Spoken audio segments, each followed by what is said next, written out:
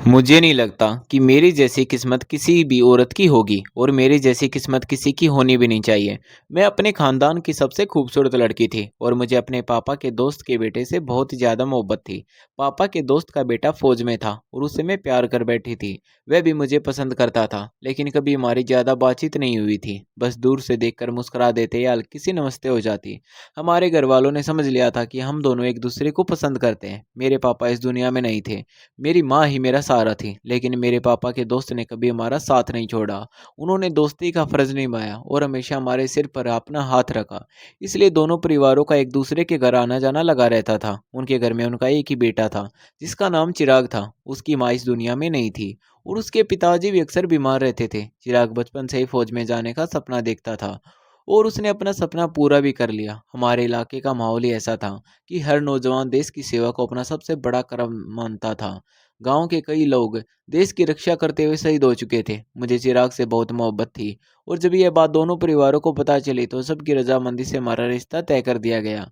कुछ समय बाद हमारी शादी भी हो गई। उस दिन मुझे लगा जैसे मेरी जिंदगी की सबसे बड़ी खुशी मुझे मिल गई हो।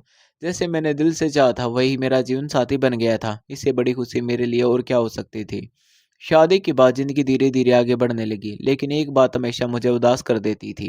चिराग अपनी ड्यूटी की वजह से ज्यादातर घर से बाहर रहता था। कभी कई महीनों बाद छुट्टी मिलती तो वह घर आता। घर में उसके पिता और उसकी बहन थे। मैं हर त्योहार पर उसका इंतजार करती रहती। अगर वह होली या दिवाली पर नहीं आ पाता तो मुझे किसी त्योहार में खुशी महसूस नहीं होती थी।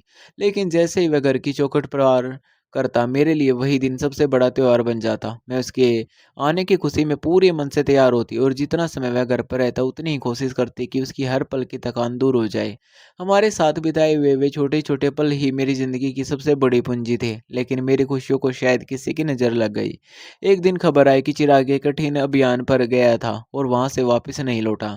अधिकारियों ने बताया कि वह बर्फीले इलाके में लापता हो गया है। उसके शहीद होने की पूरी आशंका है, लेकिन उसका पार्थिव शरीर नहीं मिल पाया। उन्होंने कहा कि जिस जगह हादसा हुआ वहाँ भारी बर्फ खिसक गई थी और इतनी बर्फ हटाकर किसी एक व्यक्ति को तलाश करना लगभग असंभव था।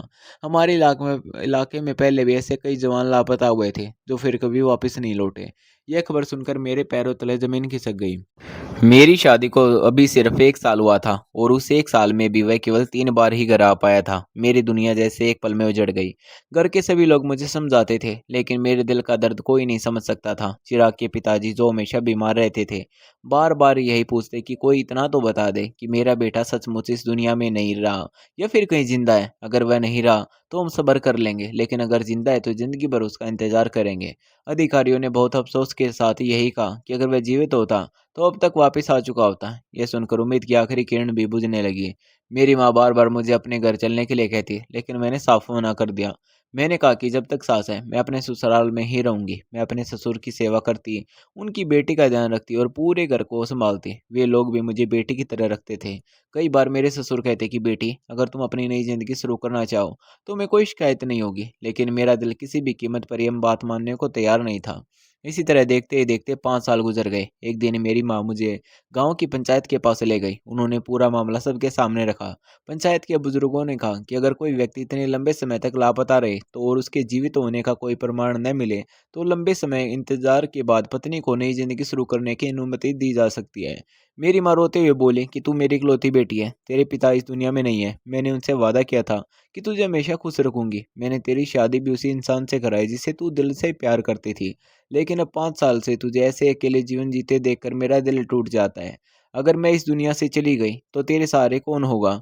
उनकी आंखों के आंसू देखकर मेरा दिल भी टूटने लगा। उन्होंने मुझे अपनी कसम दे दी। मेरे ससुर ने भी बारी मन से कहा कि बेटी, शायद हमारा बेटा सचमुच देश के लिए अपना सर्वोच्च बलिदान दे चुका है। अगर तू अपनी नई जिंदगी शुरू करना चाहे तो हमें तुझसे कोई शिकायत नहीं होगी। उन दिनों मुझे कई बार सपने में भी चिराग दिखाई देता। ऐसा लगता जैसे वह मुझे यही कह रहा हो कि अपनी जिंदगी को रोक कर मत बिताओ। अगर किस्मत ने साथ दिया होता तो मैं ज़रूर लौटता। लेकिन अब तुम्हें आगे बढ़ना चाहिए। धीरे धीरे मेरे मन में भी ये बात बैठने लगी कि शायद अब वह कभी वापस नहीं आएगा। चिराग के चाचा का बेटा राहुल बचपन से ही चिराग का सबसे अच्छा दोस्त था। दोनों एक दूसरे को सगे भाइयों से भी बढ़कर मानते थे। बचपन में हम तीनों साथ खेला करते थे, इसलिए मैं राहुल को भी अच्छी तरह जानती थी। वह स्वभाव से बहुत अच्छा और समझदार इंसान था। जब मेरी माँ ने उससे रिश्ते की बात की तो उसने बिना किसी लालच के हाँ कर दी। उसने साफ कहा कि वह मुझे सहारा देना चाहता है और मेरी इज्जत हमेशा बनाए रखेगा, लेकिन मेरे लिए यह फैसला आसान नहीं था। मेरे दिल में अब भी चिराग की याद बसी हुई थी। मुझे लगता था कि उसके दोस्त से शादी करना शायद उसके साथ न्याय नहीं होगा। मेरी माँ ने समझाया कि यह किसी के साथ विश्वासघात नहीं बल्कि ज़िंदगी की मजबूरी है। बहुत समझाने के बाद आखिरकार मेरी शादी राहुल से कर दी गई। मैं इस रिश्ते के लिए पूरी तरह तैयार नहीं थी, लेकिन माँ की कसम और परिवार की खुशी के आगे मैं कुछ नहीं कह सकी। शादी की पहली रात राहुल ने मुझसे ऐसी बात कही जिसे सुनकर मेरी आंखों में आंसू आ गए। उसने कहा कि मैं जानता हूँ कि तुम्हारे दिल में आज भी चिराग की याद है। मैं तुम्हारी भावनाओं की पूरी इज्जत करता हूँ। जब तक तुम्हारा मन पूरी तरह तैयार नहीं होगा, मैं तुम्हें किसी भी बात के लिए मजबूर नहीं करूंगा। तुम इस घर में पूरी आज़ादी और सम्मान के साथ रहोगी। उसकी ये बात सुनकर मेरे मन में उसके लिए सम्मान और भी बढ़ गया। समय धीरे धीरे आगे बढ़ता गया और हमारे बीच भरोसे का रिश्ता बनने लगा। समय के साथ मेरे मन का बोझ भी थोड़ा हल्का होने लगा। राहुल ने कभी मुझ पर किसी तरह का दबाव नहीं डाला। वह हमेशा मेरी भावनाओं का सम्मान करता था। उसकी यही बात धीरे धीरे मेरे दिल को छूने लगी। वह सुबह काम पर जाता और शाम को लौटकर पूरे दिन की बातें बड़े उत्साह से सुनाता। कभी अपने कारोबार की चिंता बताता तो कभी भविष्य के सपने। मैं भी उसकी बातें सुनती और पहली बार मुझे एहसास होने लगा कि जिंदगी सचमुच आगे बढ़ना जानती है। एक दिन मैंने खुद ही तय किया कि अब बीती बातों को याद करके हर पल रोने से किसी का भला नहीं होगा। उसी दिन से मैंने राहुल को पूरे मन से अपना जीवन साथी मानने की कोशिश शुरू कर दी। उसने भी हमेशा मुझे वही सम्मान दिया जिसकी हर पत्नी अपने पति से उम्मीद करती है। हमारे बीच भरोसा और अपनापन बढ़ने लगा और धीरे धीरे हमारा वैवाहिक रिश्ता भी सामान्य हो गया। मुझे लगने लगा कि शायद किस्मत ने मेरे लिए यही रास्ता चुना है। राहुल ने मेरी खुशी के लिए कई छोटे छोटे सपने पूरे किए। उसने मेरे लिए सोने की चूड़ियां बनवाई और मुस्कुराकर कहा कि मैं चाहता हूँ तुम्हारे हाथ हमेशा खुशियों से सजे रहे। उसकी बात सुनकर मेरी आंखें भर आई थी। मुझे महसूस होने लगा था कि जिसने मुझे इतना सम्मान दिया है उसे भी मेरी मुस्कान का हक है। देखते देखते हमारी शादी को लगभग 1 साल होने वाला था। हम दोनों अब एक दूसरे से खुलकर बातें करते थे, कभी भविष्य की योजनाएं बनाते तो कभी बचपन की यादों पर हंसते। मुझे लगने लगा था कि जिंदगी ने एक बार फिर मुझे जीना सिखा दिया है। लेकिन शायद किस्मत को भी मेरा इम्तिहान लेना बाकी था। एक सुबह राहुल बहुत खुश था। उसने मुस्कुराते हुए कहा कि आज हमारी पहली सालगिरह है और मैं चाहता हूँ कि यह दिन हमेशा यादगार रहे। उसने कहा कि आज तुम खाना मत बनाना, मैं बाहर से तुम्हारी पसंद का खाना लेकर आऊँगा। फिर शाम को हम दोनों बाहर घूमेंगे और आइसक्रीम भी खाएंगे। उसने हंसते हुए कहा कि तुम वही लाल जोड़ा पहनना जो हमारी शादी के दिन पहना था, लेकिन इस बार पूरी मुस्कान के साथ तैयार होना। उसकी बातें सुनकर मेरे चेहरे पर भी मुस्कान आ गई। उसके जाने के बाद मैं तैयार होने लगी। कई महीनों बाद मैंने आईने में खुद को इतने ध्यान से देखा था, ऐसा लग रहा था जैसे जिंदगी ने फिर से रंग भर दिया हो। तभी अचानक दरवाजे पर दस्तक हुई। मैंने सोचा शायद राहुल कोई जरूरी सामान भूल गया होगा। जैसे ही मैंने दरवाजा खोला तो मेरे पैरों तले जमीन खिसक गई। सामने राहुल नहीं बल्कि चिराग खड़ा था। उसका चेहरा बहुत कमजोर हो चुका था। शरीर पर पुराने घावों के निशान थे और आंखों में बरसों की थकान साफ दिखाई दे रही थी। लेकिन उसे पहचानने में मुझे एक पल भी नहीं लगी। मेरी सांसें जैसे थम गई। चिराग की आंखों में भी आंसू आ गए। वह मेरी तरफ बढ़ा, लेकिन मैंने यासी एकदम पीछे हट गई। मेरे मन में हजारों सवाल एक साथ उठने लगे। उसने हैरानी से पूछा कि क्या हुआ, मुझे देखकर पीछे क्यों हट गई। मैं कितनी मुश्किलों से तुम्हारे पास पहुंचा हूँ। पहले तुम्हारा घर गया था, लेकिन वहां पता चला कि तुम यहाँ रहती हो, इसलिए सीधे यहाँ चला आया। मैंने उसे अंदर बैठाया और पानी दिया। मेरी हालत ऐसी थी कि मैं कुछ समझ ही नहीं पा रही थी। चिराग ने धीरे धीरे अपनी पूरी कहानी सुनाई। उसने बताया कि अभियान के दौरान वह एक दूर दराज इलाके में घायल हो गया था। कई दिनों तक उसे होश नहीं रहा। वहां रहने वाले कुछ लोगों ने उसका इलाज तो किया, लेकिन लंबे समय तक उसे वहां से जाने नहीं दिया। जब उसे मौका मिला तो वह बड़ी मुश्किल से वहां से निकलकर अपने देश तो वापस पहुंचा। उसकी बात सुनकर मेरी आंखों में आंसू आ गए। उसने कहा कि इतने सालों तक एक ही उम्मीद थी कि किसी दिन वापस आकर तुम्हें देखूंगा। मैं चुपचाप उसकी बातें सुनती रही। वह घर को देखकर मुस्कुराया और बोला कि बहुत कुछ बदल गया है, लेकिन तुम वैसी हो। फिर अचानक उसने पूछा कि तुम राहुल के घर में क्या कर रही हो। यह सवाल सुनते ही मेरे पास कोई जवाब नहीं बचा। तभी उसने मेरी तरफ गौर से देखा और उसके चेहरे का भाव बदल गया। उसे महसूस होने लगा कि कोई बात ऐसी है जो उससे छिपाई जा रही है। इतने में दरवाजा फिर खुला और राहुल घर के अंदर आया। उसके हाथों में फूल और कुछ सामान था। जैसे ही उसकी नज़र चिराग पर पड़ी, उसके हाथ से सब कुछ नीचे गिर गया। कुछ पल के लिए पूरे कमरे में सन्नाटा छा गया। अगले पल चिराग आगे बढ़ा और राहुल को गले लगा लिया। वह खुशी से बोला कि मेरे दोस्त, मैं वापस आ गया। मुझे पता था कि तुम सब मेरा इंतजार कर रहे हो। राहुल कुछ बोल ही नहीं पाया। उसके चेहरे का रंग उड़ चुका था। थोड़ी ही देर में यह खबर पूरे गांव में फैल गई। मेरी माँ, मेरे ससुर और चिराग की बहन भी वहां पहुंच गए। सभी लोग चिराग को देखकर भावुक हो गए। हर किसी की आंखों में खुशी के आंसू थे, लेकिन जैसे ही सबकी नज़र मुझ पर पड़ी, माहौल अचानक बदल गया। चिराग को धीरे धीरे पूरी बात बताई गई कि 5 साल इंतजार करने के बाद परिवार और पंचायत की सहमति से मेरी शादी राहुल से कर दी गई थी। यह सुनते ही चिराग जैसे पत्थर का हो गया। उसकी आंखों की खुशी पल भर में गायब हो गई। उसने मेरी तरफ देखकर भारी आवाज में कहा कि यह कैसे हो सकता है? तुम मेरी पत्नी थी, मैंने तुम्हें छोड़ा नहीं था, मैं मजबूरी में दूर था। फिर तुमने किसी और से शादी कैसे कर ली? मैंने शांत रहने की कोशिश की, लेकिन मेरे पास कोई शब्द नहीं थे। मेरे ससुर ने आगे बढ़कर पूरी बात समझाई कि हमने बहुत इंतजार किया था। पंचायत की सलाह के बाद यह फैसला लिया गया था। किसी ने भी यह खुशी से नहीं किया था। चिराग ने दुख भरी आवाज में कहा कि अगर मुझे लौटने में देर हो गई तो क्या मेरे सारे रिश्ते खत्म हो गए? मैं हर दिन इसी उम्मीद में जी रहा था कि एक दिन वापस जाऊंगा। गांव के कुछ बुजुर्ग भी वहां पहुंच गए। उन्होंने दोनों पक्षों की बात सुनी। माहौल इतना भारी हो चुका था कि कोई भी ये तय नहीं कर पा रहा था कि आखिर सही क्या है। मैं एक तरफ खड़ी सब कुछ देख रही थी। ऐसा लग रहा था जैसे मेरी ज़िंदगी का फैसला मेरे सामने हो रहा हो। लेकिन मेरी आवाज़ सबके सामने कमज़ोर पड़ गई है। तभी एक बुज़ुर्ग ने अपनी समझ के अनुसार राय रखी। उनकी बात सुनकर वहाँ मौजूद सभी लोग अलग-अलग तरह से सोचने लगे। चिराग के चेहरे पर उम्मीद दिखाई देने लगी, जबकि राहुल का चेहरा चिंता से भर गया। मैं बस यही सोच रही थी कि आखिर मेरी ज़िंदगी का फैसला मेरी इच्छा के बिना क्यों हो रहा है। तभी चिराग मेरी तरफ बढ़ा और बोला कि जो भी हुआ मजबूरी में हुआ होगा, लेकिन अब मैं लौट आया हूँ। मैं चाहता हूँ कि हम फिर से अपनी ज़िंदगी सँभालें। दूसरी तरफ राहुल भी चुप नहीं रहा। उसने साफ कहा कि पिछले 1 साल से हमने पति-पत्नी की तरह सम्मान और भरोसे के साथ जीवन बिताया है। मैं इसे अकेला नहीं छोड़ सकता। दोनों की बातें सुनकर मेरा दिल और भी बेचैन हो गया। मुझे ऐसा महसूस होने लगा जैसे मैं कोई इंसान नहीं बल्कि एक फैसला बनकर रह गई हूँ। वहीं खड़े सभी लोग अपनी-अपनी राय दे रहे थे, लेकिन मेरे मन की बात सुनने वाला कोई नहीं था। आखिरकार गाँव के बड़े बुजुर्गों की राय के बाद मैं भारी मन से चिराग के साथ उसके घर चली गई। मेरे कदम आगे बढ़ रहे थे, लेकिन दिल जैसे पीछे छुटता जा रहा था। मुझे समझ नहीं आ रहा था कि किसे सही मानूँ या किसे गलत है। जो कुछ भी हुआ उसमें मेरी अपनी मर्ज़ी सबसे कम थी, लेकिन उसकी कीमत मुझे ही चुकानी पड़ रही थी। चिराग पूरे रास्ते चुप रहा। शायद उसके मन में भी हज़ारों सवाल चल रहे थे। घर पहुँचने के बाद उसने सिर्फ़ इतना कहा कि अब जो कुछ भी बीत गया उसे भूलने की कोशिश करो। मैं वापस आ गया हूँ और चाहता हूँ कि हम अपनी ज़िंदगी फिर से सँभाल लें। मैंने उसकी तरफ देखा, लेकिन मेरे पास कोई जवाब नहीं था। मेरे मन में राहुल की यादें भी थी और चिराग की पुरानी मोहब्बत भी। उस रात जब चिराग मेरे करीब आकर नई शुरुआत करना चाहता था, तो मैं सहज नहीं हो पाई। उसने मेरी झिझक को महसूस किया और कुछ देर तक चुप बैठा रहा।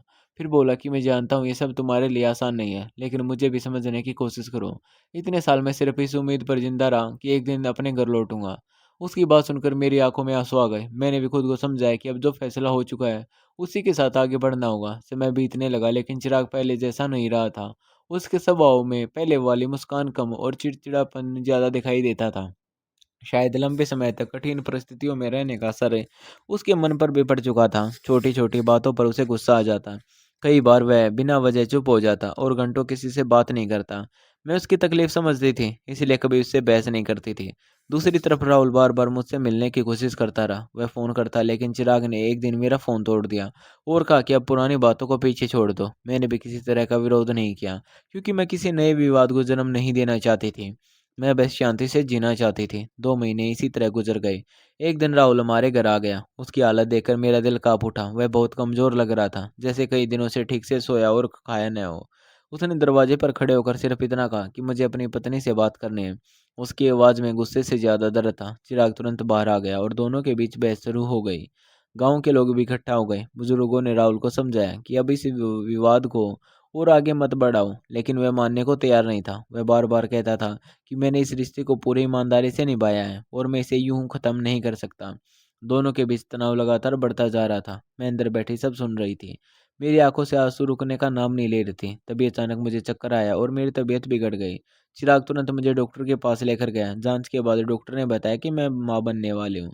यह खबर सुनते ही मेरे पैरों तले जमीन खिसक गई। किसी भी औरत के लिए माँ बनने की खबर खुशी लेकर आती है, लेकिन मेरे लिए ये एक नई उलझन बन गई थी। डॉक्टर ने बताया कि गर्भ को लगभग 2.5 महीने हो चुके हैं। मैं हिसाब लगाने लगी, लेकिन किसी नतीजे पर नहीं पहुंच सकी। मेरे मन में एक ही सवाल घूम रहा था कि इस बच्चे का पिता कौन है। डॉक्टर ने साफ कहा कि अभी निश्चित रूप से कुछ नहीं कहा जा सकता। यह बात बाहर पहुंची तो दोनों परिवारों में फिर से हलचल मच गई। राहुल ने कहा कि उसे पूरा विश्वास है कि यह बच्चा उसका है। उसने भावुक होकर कहा कि अगर किस्मत ने मुझे मेरी पत्नी से दूर कर दिया है, तो कम से कम मेरे बच्चे को मुझसे दूर मत करना। दूसरी तरफ चिराग ने कहा कि जब तक सच्चाई सामने नहीं आती कोई फैसला नहीं होगा। दोनों की बातों के बीच मैं कहीं खो गई थी। अब मैं सिर्फ एक पत्नी नहीं बल्कि एक माँ भी थी।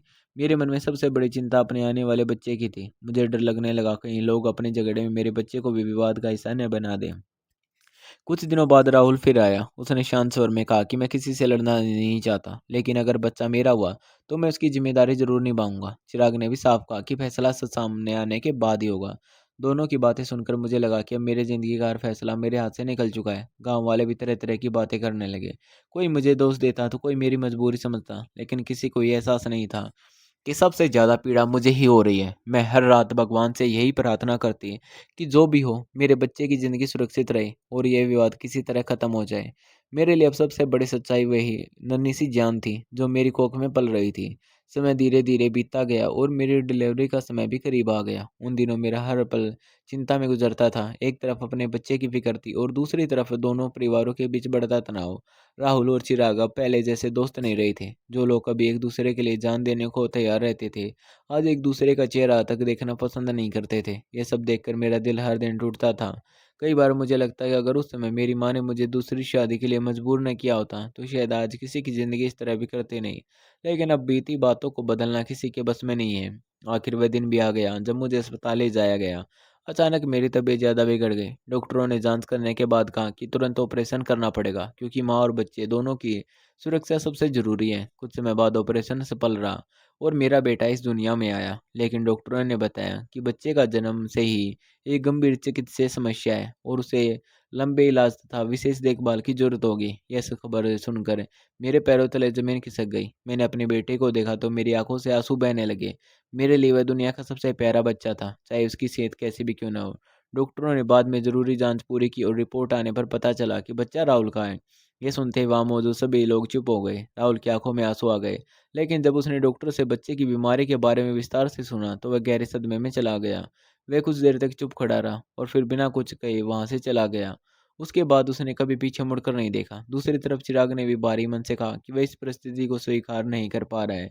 उसके मन में पहले से जमा दर्द और उलझन अब और बढ़ चुकी हैं। मैंने उसे कहा कि इस बच्चे का कोई दोष नहीं है, उसे सिर्फ अपने माँ बाप के प्यार के और सहारे की जरूरत है। लेकिन चिराग अपने फैसले पर अड़िग रहा।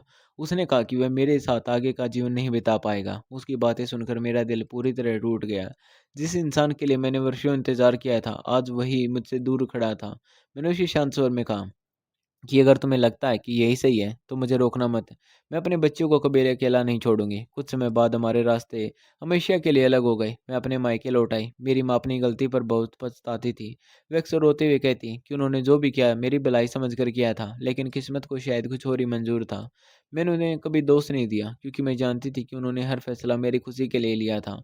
अब मेरी पूरी दुनिया मेरा बेटा था। लोगों ने तरह तरह की बातें की, किसी ने ताने दिए तो किसी ने हमदर्दी दिखाए, लेकिन मैंने किसी की परवाह नहीं की। मेरे लिए सबसे ज़रूरी मेरा बच्चा था। डॉक्टरों ने कहा कि उसकी बीमारी कठिन है और उसे लगातार इलाज की ज़रूरत होगी। उन्होंने ये भी कहा कि भविष्य के बारे में भी अभी कुछ निश्चित नहीं कहा जा सकता, लेकिन अच्छी देखभाल और उपचार से उसे बेहतर जीवन देने की पूरी कोशिश की जा सकती है। मैंने उसी दिन तय कर लिया कि चाहे कितनी भी मुश्किलें आए, मैं अपने बेटे का साथ कभी नहीं छोड़ूंगी। मैं उसकी हर ज़रूरत का ध्यान रखूंगी और उसे कभी यह महसूस नहीं होने दूंगी कि वह अकेला है। आज मेरी ज़िंदगी का एक ही मकसद है, अपने बेटे की परवरिश और उसकी मुस्कान। मैंने रिश्तों से बहुत कुछ सीखा है। मुझे समझ आ गया कि ज़िंदगी हमेशा हमारी इच्छा के अनुसार नहीं चलती, लेकिन इंसान के पास हर हाल में सही इरादे और हिम्मत बनाए रखने के विकल्प हो ज़रूर होता है। कभी कभी मैं अतीत को याद करती हूँ तो आंखें भर आती हैं, लेकिन अगले ही पल अपने बेटे की मुस्कान देखकर खुद को संभाल लेती हूँ। अब वही मेरी ताकत है, वही मेरी उम्मीद है और वही मेरी पूरी दुनिया है। दोस्तों, इस कहानी से अगर कोई सीख मिलती हो तो यही कि किसी भी कठिन परिस्थिति में जल्दबाजी में फैसला लेने से पहले हर पहलू को अच्छी तरह समझ लेना चाहिए, क्योंकि एक फैसला कई जिंदगियों की दिशा बदल सकता है। अगर आपको यह कहानी पसंद आई हो तो इसे अपने दोस्तों के साथ ज़रूर साझा करें और ऐसी ही नई कहानियों के लिए हमारे चैनल को सब्सक्राइब करना न भूलें। फिर मिलेंगे एक नई कहानी के साथ। धन्यवाद दोस्तों। और आपको हमारी ये कहानी कैसी लगी, कमेंट में ये ज़रूर बताना। धन्यवाद दोस्तों।